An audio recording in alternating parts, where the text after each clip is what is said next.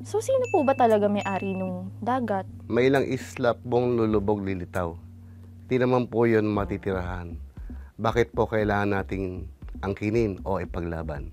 What is this justice? Hello. Ako si Antonio Carpio, dating Justice ng Supreme Court. Retired pero hindi pa tired. It was until 2012 that things started to escalate. In April, the Philippine Navy apprehended 8 Chinese fishing vessels and raided their catch. 3 months of a tense standoff followed. Nung inapi tayo sa Scarborough Shoal noong 2012, pinag-aralan ko ang mga issue para makabawi man lang tayo at mapatunayan natin na atin ang West Philippine Sea. Nung arbitration sa The Hague laban sa China, kasama ako bilang isang observer ng Philippine delegation. Alam ko komplikado itong issue na ito, pero andito ako para sagutin ko lahat na tanong ninyo na What is this, Justice? Hello po, Justice. Sino po ba talaga may-ari nung dagat? yung UNCLOS, United Nations Convention of the Law of the Sea, yun ang tinatawag natin na Constitution of the Ocean and the Seas.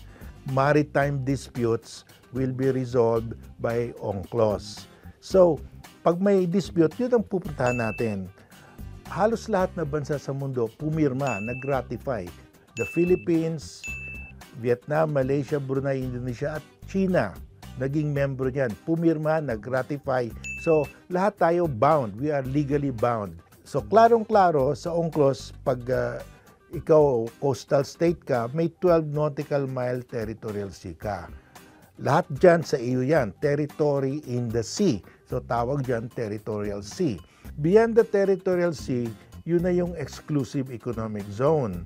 Hanggang 200 nautical miles yan from the shoreline. Yung exclusive economic zone mo. Hindi mo pang-aari yung tubig, pero yung mga isda, langis, mineral resources sa iyo yan, exclusively owned by the adjacent coastal state. So, ibig sabihin po, Justice, wala naman po talaga nagmamayari ng dagat? Or depende lang po yun sa geography ng bansa? Tama po ba pagkakaintindi ko?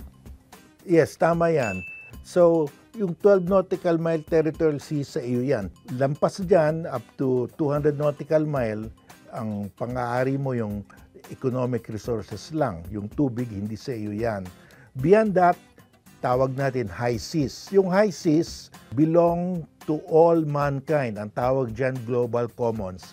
Walang isang bansa na can claim that. Yung high seas, lahat na economic resources sa high seas, langis, tubig, natural resources, hindi pwede angkinin ng isang bansa yan. The high seas belong to all mankind. So, ibig sabihin po, inaangkin ng China yung high seas? Yung high seas ng South China Sea, estimated to be 25% of the South China Sea waters, inaangkin lahat ng China. Hindi pwede yung isang bansa sa aangkinin yung high seas. So pag inangkin ng China yan, ang tawag ko dyan, grand theft of the global commons. Hello. Hello, Justice. Magandang hapon po. May katanungan lang po ako. May ilang isla pong lulubog lilitaw. Di naman po yun matitirahan. Bakit po kailangan nating angkinin o ipaglaban? Kahit na isang metro lang na isla na rock, no, na bato, napakahalaga yan. Dahil ang territorial sea niyan, 12 nautical miles around that rock, halos kasing laki ng 2 Metro Manila. So, napakalaki yan. So, lahat na isda, lahat na gas, oil, at other mineral resources within the 12 nautical mile territorial sea, pang-aari ng whoever has sovereignty over that small rock. Hindi natin pwede pamimigay yung mga bato na yan. Pag nasa atin yan, dapat ang kinin natin yan, protektahan natin para sa present generation of Filipinos at future generation of Filipinos.